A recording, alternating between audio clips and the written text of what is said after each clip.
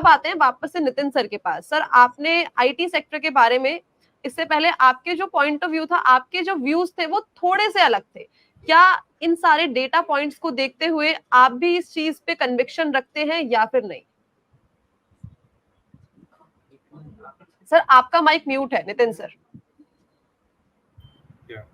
कंचन जी, मैं रचित जी से एक एक पॉइंट पर ही थोड़ा सा डिफर कर रहा हूँ। डेटा पॉइंट जो उन्होंने बताया बिल्कुल ही वैलिड पॉइंट है और बहुत ही पॉजिटिव डेटा उन्होंने रखा है सामने, आपके दर्शकों के सामने रखा है।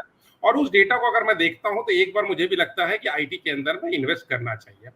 बट चूंकि मेरे एनालिसिस के अंदर में कुछ एक और पॉइंट्स होते हैं जो कनेक्टिंग डॉट्स होते हैं, तो 2-3 पॉइंट्स ऐसे होते हैं जिसके अंदर में मैं एस्ट्रोलॉजिकल पॉइंट्स भी लेता हूँ, गैन थ्योरी भी लेता हूँ।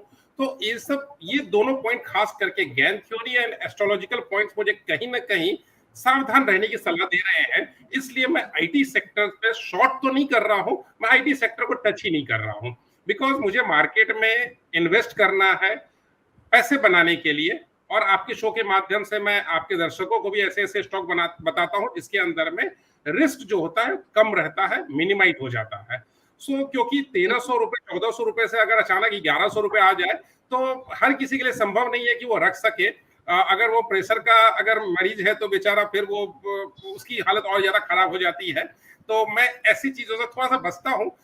मैं रचित जी से बिल्कुल इत्तेफाक रखता हूं, उनके पॉइंट्स बहुत ही वैलिड है। उन्होंने जो ग्लोबल डेटा बताया वो भी वैलिड है, उसको मैं देखा भी था।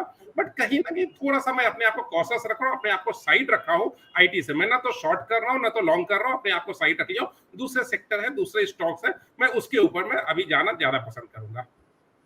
जी, तो सर ने थोड़े से जो पॉइंट ऑफ व्यू है वो थोड़े से डिफर कर रहे हैं, बट हाँ, इट इज इंटरेस्टिंग कि हमें आने वाले टाइम में देखने को मिलेगा कि, और मैं ये चाहूंगी कि उसके बाद एक बार जब इसमें कोई हमें नई चीज, नई इन्वॉल्वमेंट देखने को मिले तो वापस से ये पैनल वापस से हमारे साथ जुड़े और इसी टॉपिक के ऊपर हम डिस्कशन भी जरूर करें।